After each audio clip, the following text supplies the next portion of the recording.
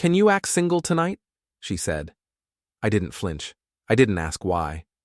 The question already had the answer baked into it. Her eyes didn't look at me. They looked past me like I was a hallway. "Sure," I replied. She nodded like we'd just negotiated a parking spot. Then, she sprayed perfume at her own throat and stepped around me, already moving like the night belonged to her. I work facilities and operations for a condo complex downtown. Not glamorous, but it taught me two things. People always leave a trail, and locks only matter to honest folks. That night, I didn't know I'd be using both lessons on the woman I married. I drove her to the club because that's what husbands do when they're still pretending the word means something. The place was called Lumen. Neon letters, black windows, a line of people waiting to be seen. In the passenger seat, she fixed her hair in the visor mirror like I wasn't there.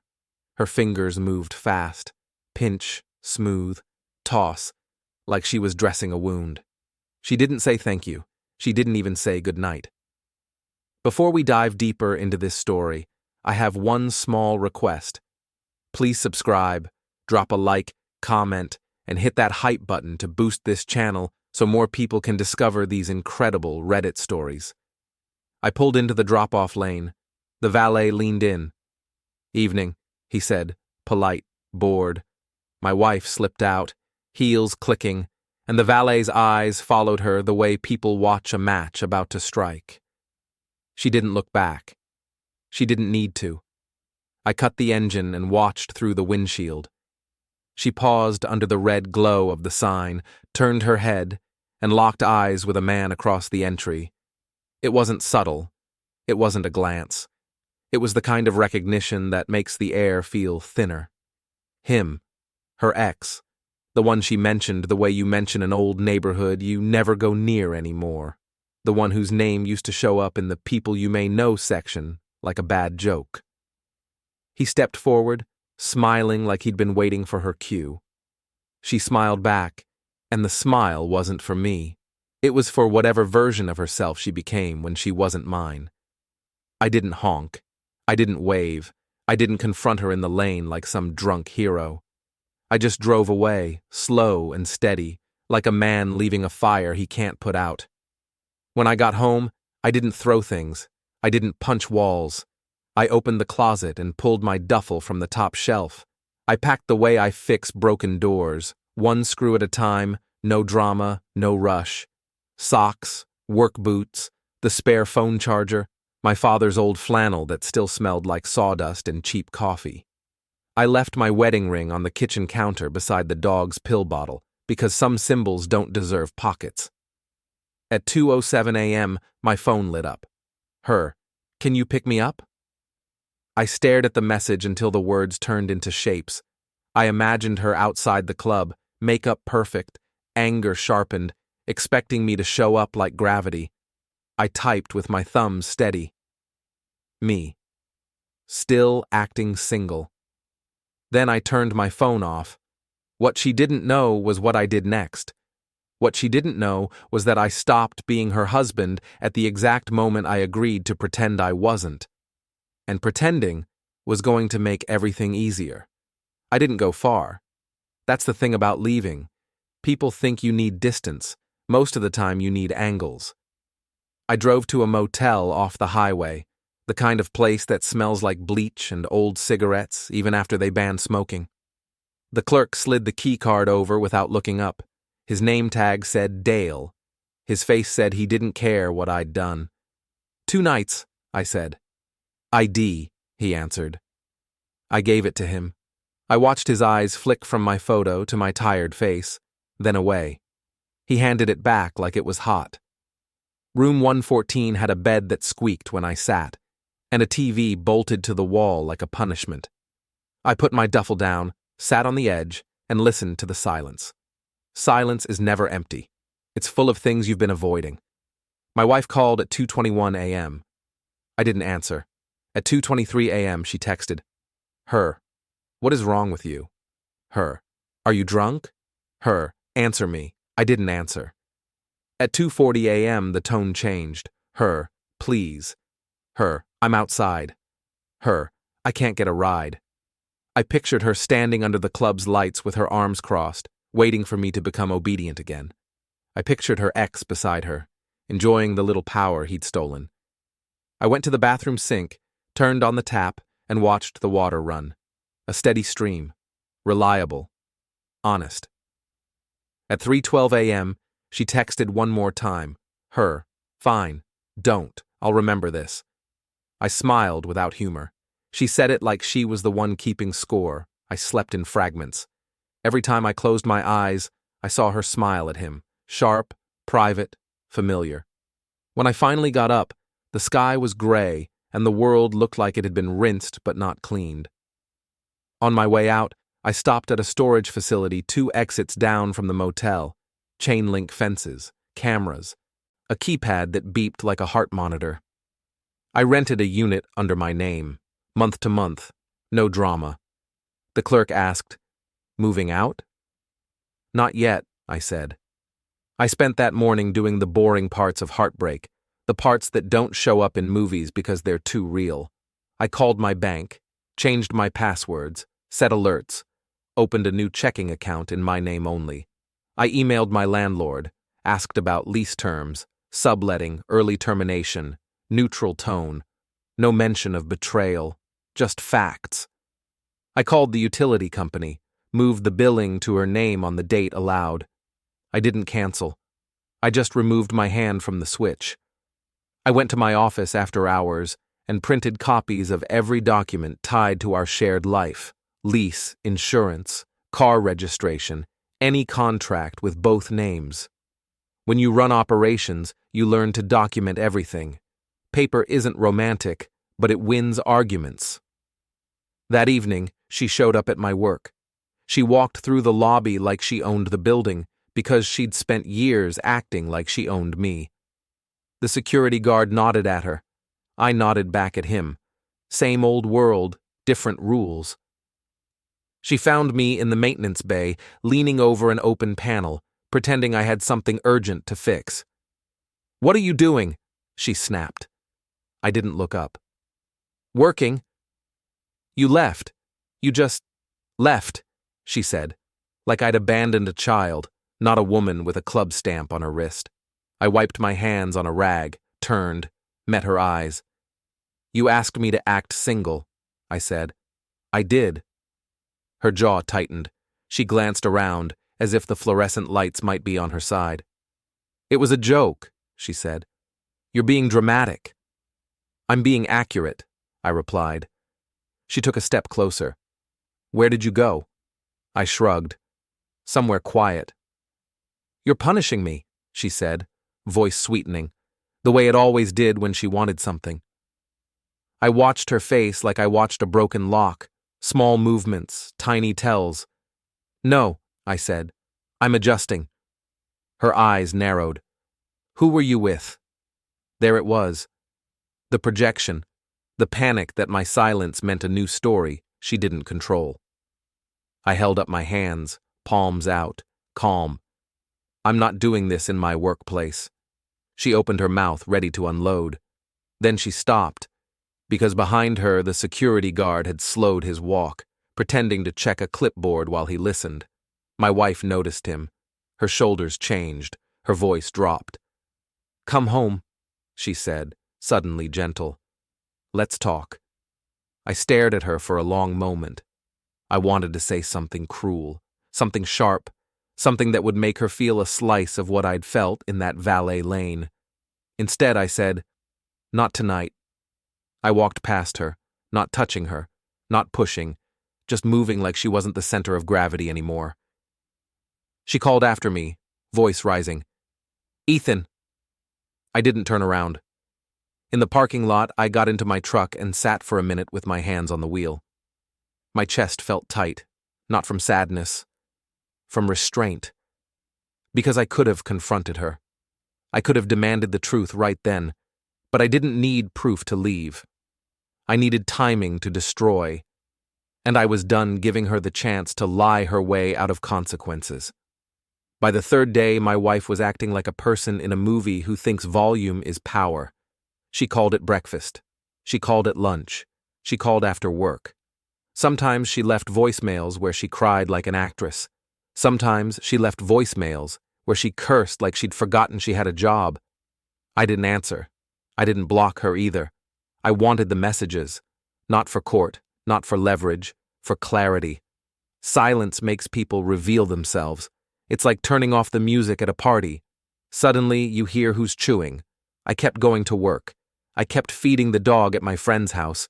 He was watching him for me, so my wife couldn't use Bear as a hook. I kept my routine steady because chaos gives liars oxygen.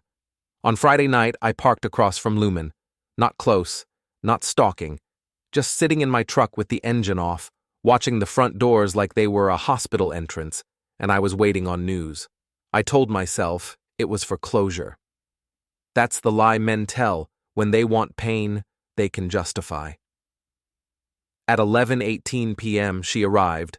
Same black dress, different confidence. She stepped out of a rideshare and adjusted her hair in the dark window of a parked car. Then he arrived. A silver SUV, clean enough to reflect the neon. He got out like he knew the bouncer. Tall, dark jacket, that easy smile guys practice in mirrors. He walked straight to her. He didn't hesitate. He didn't check over his shoulder. He kissed her cheek, and she tilted her face up like she'd earned it. A bouncer in a black shirt stamped their wrists. I recognized him from earlier in the week, a thick-necked guy with a shaved head and a face that never smiled. The bouncer glanced out at the street and my truck, not suspicious, just scanning. His eyes passed right over me. Invisible. That's what marriage can do to you. It makes you blend in. My phone buzzed in my lap. A text from my coworker, Paul. Paul, you still at the office? We got a leak in 3B. Tenant says it's bad. I typed back. Me. On my way. Duty. The one thing in my life that still made sense. I started the engine and drove away from the club. As I drove, my mind did what it always does when it's cornered. It started building a plan out of scraps. At the condo, I found the leak. A busted supply line under a bathroom sink. Water pooling. Tenant panicking. I shut off the valve. Pulled the cabinet panel. Replaced the line. Tightened everything. Clean work. When the tenant calmed down, he laughed and said, "Man, you're a lifesaver." I smiled politely. Just doing my job. But the truth was darker. I wasn't saving anything anymore. Later, while I locked up the maintenance room, Paul walked in with a coffee and that look people get when they want gossip, but pretend it's concern. "How you holding up?" he asked. "Fine," I said. He hesitated. "Saw your wife downtown last night." I kept my face blank. "Yeah?" He looked down at his cup.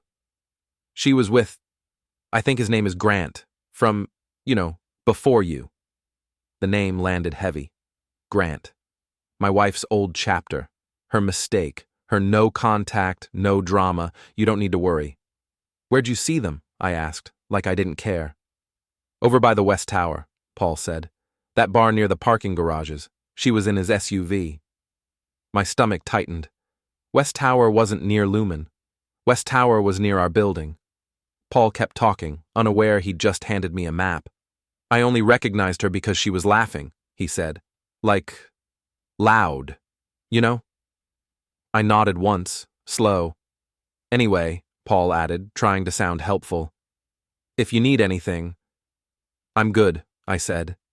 After he left, I sat alone in the maintenance bay and stared at the CCTV monitor, the one that showed feeds from our parking garage, our entrances, our lobby.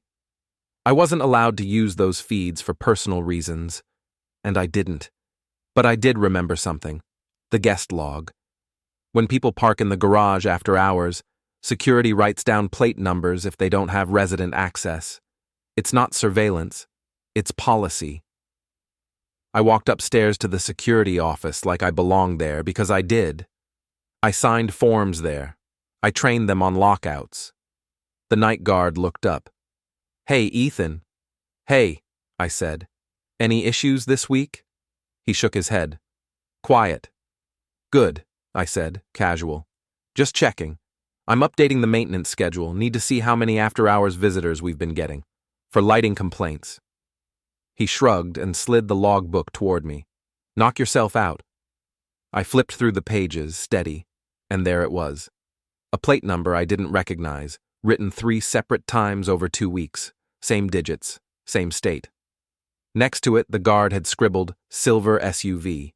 I copied the number into my notes like it was just data, like it didn't feel like a knife. Because now, it wasn't a suspicion. It wasn't a gut feeling. It was a pattern. And patterns are the only honest thing people leave behind. I closed the logbook, thanked the guard, and walked out. In the elevator, I stared at my reflection in the steel wall. I looked like a man who still believed in fairness. That was going to change. I learned something at my job. When you shut a system down, you don't rip the wires out first. You isolate, you reroute, you make sure the power can't surge back and burn you. That's what I did with my life. Saturday morning, I met with a lawyer in a small office above a dental clinic. The waiting room smelled like mint and anxiety. A framed photo of the courthouse hung crooked on the wall. The lawyer's name was Diane. Late 40s, sharp eyes, the kind of calm that comes from watching people lie for a living. She shook my hand. Tell me what's going on. I kept it simple. My wife asked me to act single. I did. I moved out. She's with someone else. Diane didn't blink. Do you have kids? No. Joint accounts? Yes. Lease in both names? Yes. She tapped her pen. Any violence, threats, restraining orders? No. Good, she said. Then we keep it clean. You can file for divorce with irreconcilable differences. You don't need to prove adultery unless you want it for leverage, and in this state it usually doesn't change much financially. What you do need is stability, a paper trail, and to stop reacting. I almost laughed. Stop reacting is the only thing I'm good at right now. She leaned forward. Then let's make it useful. We talked timelines, property, the lease. She told me what I could do and what I absolutely couldn't. No draining accounts, no hiding assets, no recording conversations illegally. Also, she said, don't play detective. People get stupid when they're hurt. I nodded like I agreed.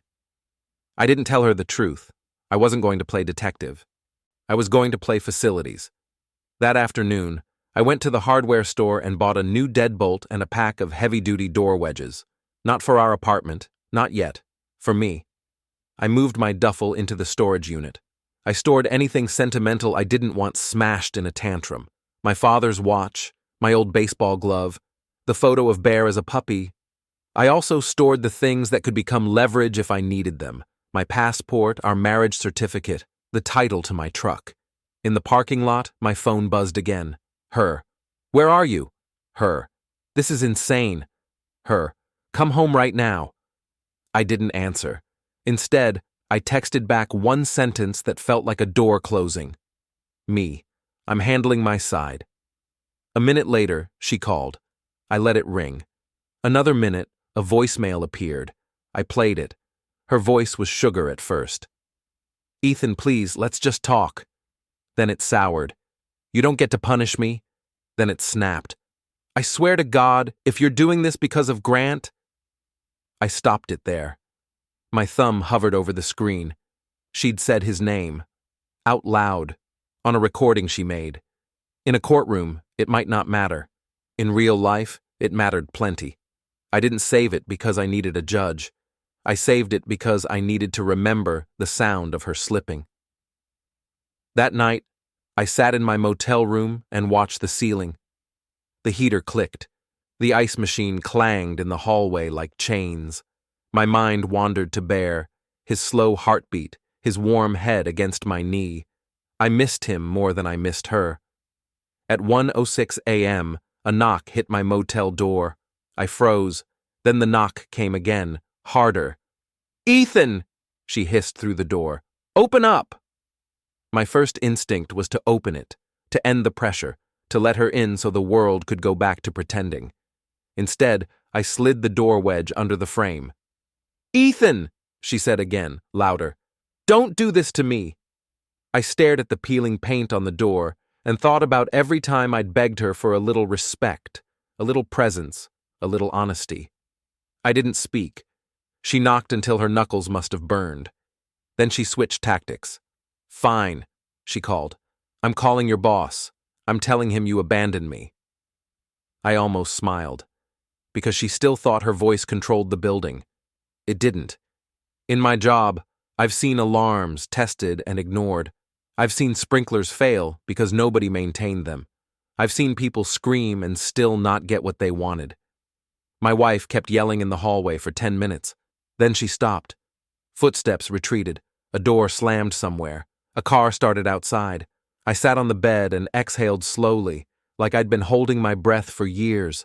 Silence wasn't a weakness anymore. It was my weapon, and I was learning how to hold it. Monday morning, I went to the West Tower job site. Our condo complex was negotiating a contract to redo the parking garage lighting. Big job, expensive fixtures, competitive bids. My boss, a man named Rick, liked to say, "If you can't see it, you can't sue us." The bidding contractors came in with brochures, smiles, and promises. I cared about wiring. I cared about safety. I cared about how much they inflated labor costs. That morning, I cared about something else. The West Tower job site had temporary fencing and a sign that read, "Authorized personnel only." I had a badge. I was authorized. I stepped inside and nodded at the site foreman. "Morning," he said. "Morning," I answered, eyes scanning. And there it was again, the silver SUV, parked near the trailers like it belonged there.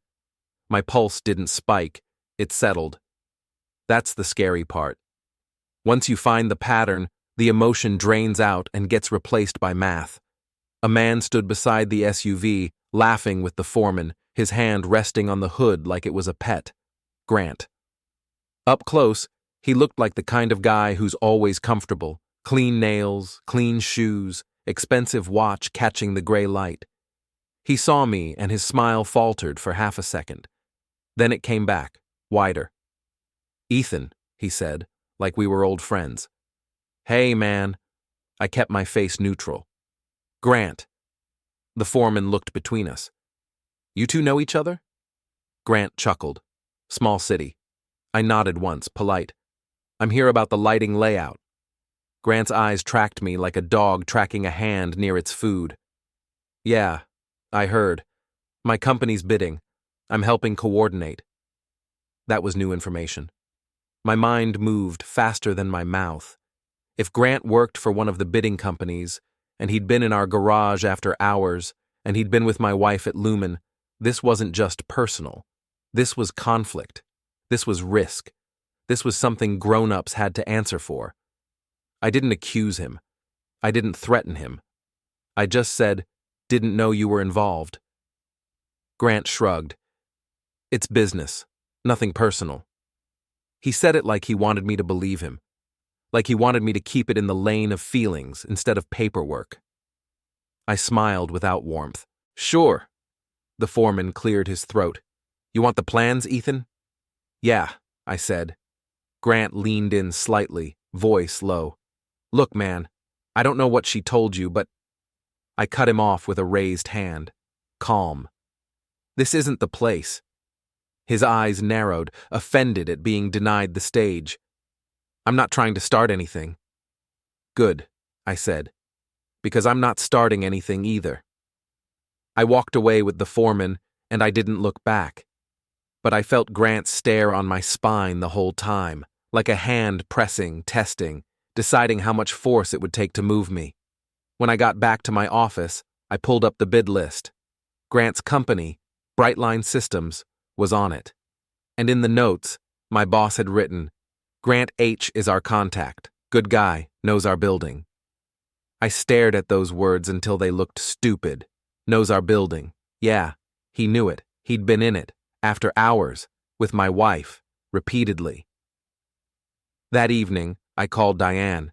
I didn't tell her the whole story. I told her the part that mattered. "The guy she's seeing," I said, "is tied to a contractor bidding on work at my building." Diane paused. "That's messy." But it could also be leverage if handled correctly. Do not threaten him. Do not blackmail. If there's a genuine conflict, it should be documented and reported through proper channels.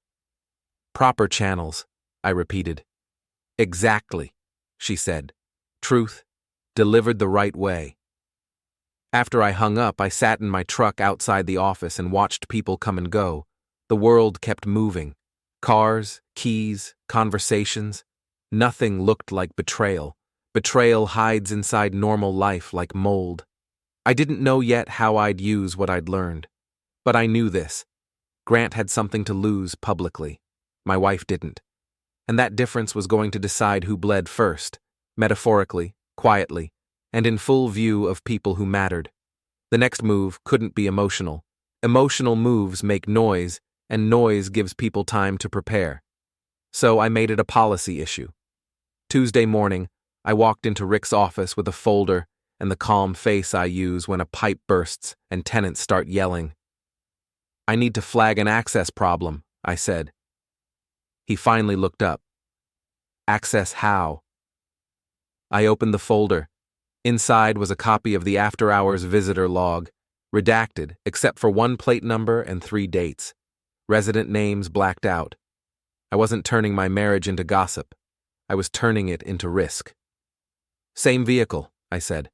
Multiple late-night entries. No resident authorization. Rick frowned. Security should have followed up. They didn't, I said. And the plate matches Grant's silver SUV, Brightline's contact. Rick's face tightened. How do you know? I saw the car at West Tower, I said. Same plate. And Paul saw Grant with my wife. I watched the words land. Rick didn't ask for details. He didn't want them. He wanted the building safe. If a contractor rep is coming into our garage after hours, I added, it's liability. And if his company is bidding on our work, it's an ethics issue. Rick exhaled hard. Okay, I'll send this to procurement and security. No accusations, just documentation. Truth, the right way, I said. At lunch, my wife texted, her. I'm coming home tonight. We need to talk. Her. Don't be a child. I typed back one line. Me. Don't come. Her. Or what? I didn't answer. That evening, I parked across the street from our building. Grant's SUV rolled up and used the visitor box like he'd done it 100 times. The gate lifted. He drove in. A few minutes later, my wife arrived, laughing as she walked. Then the garage door opened again, and Grant tried to pull out, and stopped. A city parking boot clamped his front tire. Not mine. Not sabotage. The condo board had requested after-hours enforcement sweeps weeks ago after break-ins, boring paperwork that suddenly mattered. Grant jumped out, angry, tugging at the boot. A guard approached with a clipboard. Vehicle's not registered. You can't park overnight without resident authorization. Grant forced a smile that didn't reach his eyes. I'm just visiting. Then call the number on the boot, the guard said. Or wait. My wife leaned in. What happened? Grant snapped. I don't know. This is ridiculous. Then he started to say something about your husband, and stopped when he noticed the guard listening. Humiliation has a sound. It's the moment someone realizes the room isn't private. I watched them argue in the fluorescent glare, and I drove away before my wife could find me. The boot wasn't the revenge. It was the first public wobble. And once a story wobbles in front of witnesses, it doesn't stand straight again. Thursday, procurement sent the email. Brightline Systems was under review, pending a security and ethics assessment. Grant called. I let it ring out. Then his texts came in. Grant, we need to talk. Man to man. Grant, don't do this. Like I was the one who opened my marriage and invited him inside. I didn't answer. I did something simpler. I looked him up, public info only. In minutes, I found a society page photo from a charity run. Grant, with his arm around a woman named Kira, captioned like a promise. Spring wedding, smiles, press releases, the kind of life that depends on clean edges. Grant wasn't just reckless, he was invested. So I planted a choice. I wrote a note on plain paper. No accusations, no insults, just a place and time. If you think you know where he is, check the West Tower garage Thursday, 9 p.m. Just look. I mailed it from across town and went back to being quiet.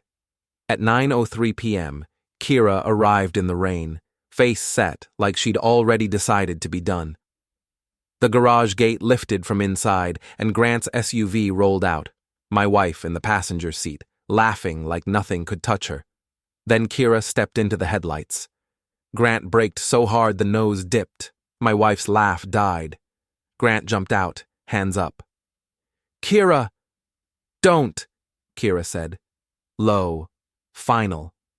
My wife stood there, soaking, eyes flicking like she was searching for the person controlling the scene.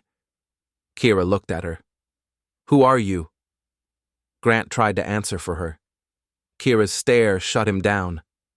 "I'm done," she said again, and walked away like the decision was already signed. Grant watched her leave, not even looking at my wife. That's when my wife understood it. Too late. Grant never chose her. He chose the easiest win. And before I drove off, I saw my wife scan the street and pause, suspicion sharpening as her eyes drifted toward my truck. I left before she could be sure. The next morning, Grant didn't show up at West Tower. Instead, he showed up at my building, lobby level, like a man walking into a courtroom he didn't know he'd been sentenced in. Rick had scheduled a security and access review with procurement, our security vendor, and the contractor reps. Nothing dramatic on paper. Just a meeting in the building conference room with stale coffee and a projector. Grant arrived 10 minutes early, alone, jaw tight. He saw me in the hallway and stopped. "Ethan," he said, voice low, "what the hell are you doing?" I held a folder against my chest. My job. "This isn't your job," he snapped. "It is when contractors are in our garage after hours," I replied. Same tone I'd use if he'd left trash in a stairwell. Grant's eyes flashed. "You're doing this because you're jealous." I almost laughed. Jealous isn't the word. Precise is the word. He took a step closer. For a second, I thought he might touch me. He didn't. Because behind him, Rick came out of his office, followed by an older man in a suit and a security supervisor with a tablet. Grant's body language changed instantly, shoulders back, smile polished. Rick gestured toward the conference room. "Let's get started." We filed in. Grant sat across from me. The suit introduced himself as procurement. The security supervisor pulled up access reports. No one said affair. No one said wife. It was all bland legal language. Unauthorized entries, after-hours visits, lack of resident authorization, risk exposure. Grant tried to spin it. I was meeting a resident about lighting needs. Procurement raised an eyebrow. Which resident? Grant hesitated. Just a fraction. I didn't answer for him. I didn't need to. The security supervisor slid a form across the table. "We require visitor authorization, name and unit." Grant's fingers tapped the table. Then the door opened. My wife walked in like she owned the air. She wasn't invited. She wasn't on the agenda. She was wearing sunglasses indoors like she thought she was the main character in a show that didn't know it got canceled. Rick's eyes widened. "Ma'am, this is a private meeting." My wife ignored him and walked straight to Grant, placing a hand on his shoulder like a claim. "I'm here for him," she said. Grant went pale. Procurement's mouth tightened. "Excuse me?" My wife turned toward me finally. Her voice went sharp. "What did you do?" I stared at her sunglasses, at the way her fingers gripped Grant's shoulder like he was a railing. "I documented a security risk," I said. "That's all." She laughed once, ugly. "You're lying." Rick stood. "Ma'am, you need to leave." My wife leaned in toward Grant, whispering something harsh. Grant flinched like he'd been slapped in private. The room got quiet. The kind of quiet where everyone suddenly knows the truth but doesn't want to say it out loud.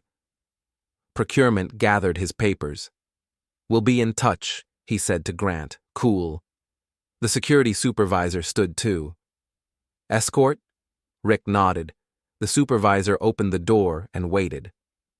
My wife stared at me like she wanted to carve me open with her eyes. "You think you're smart," she hissed. "You think you can ruin people." I didn't raise my voice. "I think actions have receipts." Grant stood abruptly, chair scraping. "This is over," he snapped, not at me, at her. My wife's head whipped toward him. "Over?" Grant's eyes were hard now. "You brought yourself here. You made it worse." She looked stunned, like she'd never seen him turn on her. That's when she realized the truth I'd already accepted. Grant didn't protect her. He protected himself. My wife followed him out of the room, still talking, still trying to force the story back into her hands. I stayed seated until the room emptied. Then I stood, picked up my folder, and walked to the elevator. Because I wasn't done. I'd just taken the first floor out from under them. Now I was going to take the rest. After the meeting, my wife caught me in the lobby. Rick was still upstairs on the phone with procurement. The security supervisor was already typing notes into his tablet. My wife stepped in front of the exit doors, blocking them with her body like she could block the whole world. "You did this," she said, voice shaking. "You dragged strangers into our business." "Our business?" I repeated. She flinched like the words were a slap. "You know what I mean." I watched the lipstick smear on the edge of her coffee cup, proof she'd been in a hurry, proof she'd stopped caring about looking perfect the second she lost control. "You walked into a security meeting uninvited," I said. "That wasn't me." She leaned closer, eyes glossy. "You want me to beg?" "No," I said. "I want you to understand that I'm not coming back." Her breath hitched. "Where are you even staying?" "Somewhere you can't use as a stage," I replied. She smiled suddenly, sharp again. "You think you're the victim." I didn't raise my voice. "I'm not anything to you anymore, that's the point." Her eyes darted to the glass doors, to the street, to the people passing by with grocery bags and earbuds. She lowered her voice into something poisonous. "If you ruin him," she whispered, "I'll ruin you." I stared at her, not scared, not surprised, just tired. "You already tried," I said. I stepped around her and pushed the door open. Cold air rushed in. Rain had started again, thin and needling. Behind me, she called my name like it used to mean home. It didn't. It sounded like a door slamming. In my truck, I sat for a full minute before turning the key. I listened to my heartbeat and the distant hum of the building. I thought about how Grant had tailgated into the garage, how my wife had walked in laughing like laws didn't apply to her, how Kira had looked at them like they were both a mistake. Then I thought about the one place where all their stories overlapped. Concrete levels, cameras, gates, the echo that makes every lie louder. If I was going to end this, I was going to end it where they felt safest. I drove toward the garage. That night, Rick called me. "Procurement's disqualifying Brightline," he said, voice tight. "Ethics flagged it. Security flagged it. They're out." I didn't celebrate, I just listened. Rick sighed. "Grant called. He's furious. Says you're targeting him." "I didn't target him," I said. "He walked into our building and left footprints." Rick paused. "Ethan, keep your distance. This is getting personal." I looked out my motel window at the wet parking lot, the neon motel sign buzzing like a tired nerve. "It's already personal," I said, "but I'll keep it clean." After I hung up, I drove to the garage, not to spy, not to hunt, to end it in the only place it started, concrete, locks, and a door that wasn't supposed to open. Rain poured now, hard, pounding the street like fists. The city looked washed out, like someone had tried to erase it. I parked near the entrance and waited. At 10:17 p.m., Grant arrived in his SUV. He didn't use the call box this time. He tailgated behind another car when the gate lifted, slipping in like a rat. 2 minutes later, my wife arrived on foot, coat pulled tight, hair plastered from the rain. They met near the elevator alcove, half hidden by a pillar. I didn't need binoculars. I didn't need cameras. I could see them with my own eyes from the public street through the open garage mouth. They argued. My wife's hands moved fast, desperate. Grant's posture stayed rigid, angry. Then he grabbed her wrist, not hard enough to bruise, just hard enough to remind her who had the power. She yanked away. She said something that made his face twist. He stepped forward. And then another car pulled into the garage behind him. Kira. She'd come again. This time she wasn't alone. A uniformed off-duty officer stepped out with her. Security for a city official, authority adjacent, calm. Kira's eyes locked on Grant like a spotlight. Grant froze mid-step. My wife turned and saw Kira and went white. The off-duty officer looked around, assessing. He didn't draw a weapon. He just stood there like a line nobody wanted to cross. Kira spoke first. Grant, we're done. Grant's voice cracked, trying for charm. Kira, please. Kira cut him off. Don't. She turned her eyes to my wife. And you didn't even know, did you? My wife's mouth opened, closed. Her pride fought her fear. Grant snapped, Leave her out of this. Kira smiled, cold. You brought her into it. My wife's eyes darted around again, searching for the person controlling the scene. I stepped out of my truck and walked into the rain. Not fast, not dramatic, just steady, like I was coming to fix a broken door. All three of them saw me at the same time. My wife gasped. Ethan, Grant's face twisted. You. Kira's expression shifted.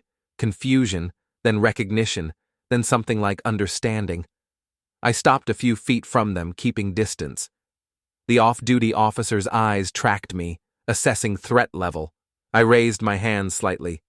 I'm not here to fight. My wife's voice went sharp. You set this up. I looked at her. I set up a divorce filing, that's it. Her eyes widened. What? I reached into my jacket and pulled out an envelope. Not dramatic, just paper. I held it toward her. You'll get served officially, but I thought you'd like to see it now. She didn't take it.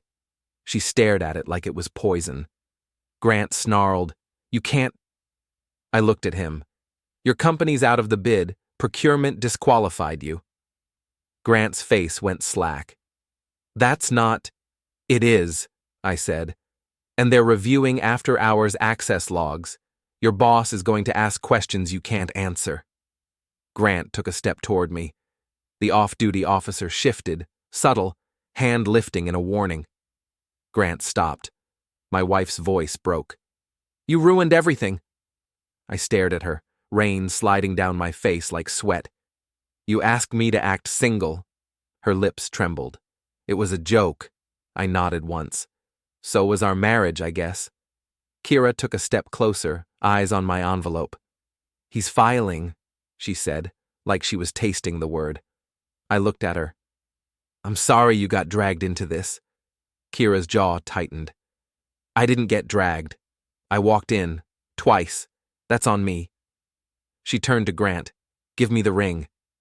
Grant blinked, stunned. Kira. Now, she said. Grant hesitated, then pulled the ring from his pocket like it burned him. Kira took it and dropped it into her own palm like it was trash. My wife made a sound, half laugh, half sob. Then she snapped at Grant, voice vicious. You told me you were single. Grant's eyes flashed. I told you what you wanted to hear. There it was. The truth, finally, said out loud in the echo of the garage. My wife's face crumpled. Kira looked at her with something almost like pity. You're not special, she said. You're convenient. My wife turned to me, tears mixing with rain. Please, just let's talk. I felt something in me harden, not into hate, into quiet. I already talked, I said, For years, you just weren't listening. I nodded once to the off-duty officer. Sorry for the trouble. He gave a small nod back, neutral, professional. I turned to leave. Behind me, my wife screamed my name like it could pull me back. It didn't. I walked out of the garage, out into the rain, and I didn't look back. Because the final part of revenge isn't what you take. It's what you refuse to return. I stopped at the gate control panel on my way out. I had the authority to run a lighting test in the garage. After hours, emergency mode, timed shutoff. It was scheduled for next week anyway. I keyed in the code and started the sequence. Inside, the main lights dimmed. Emergency strips along the walls flickered on. Thin, pale, unforgiving. It didn't trap anyone. The exits stayed lit. The gates stayed operational. It just changed the room. It turned the garage into what it always was: concrete, echoes, and consequences. I heard my wife's voice rise again, frantic now, trying to bargain with air. I heard Grant's voice, lower, angrier, trying to regain control. I heard Kira's voice, calm, saying something final. Then the rain swallowed it all. I stepped into my truck, started the engine, and pulled away. In my rearview mirror, I saw the garage entrance glowing with emergency light, like an open mouth that had finally stopped pretending to be a smile. My phone buzzed once. A new voicemail from my wife. I didn't play it. I deleted it. Because the last thing she deserved was one more chance to narrate me, and the last thing I deserved was to keep carrying her voice. I drove toward whatever came next, alone, by choice, and colder than I used to be. Not broken. Rebuilt.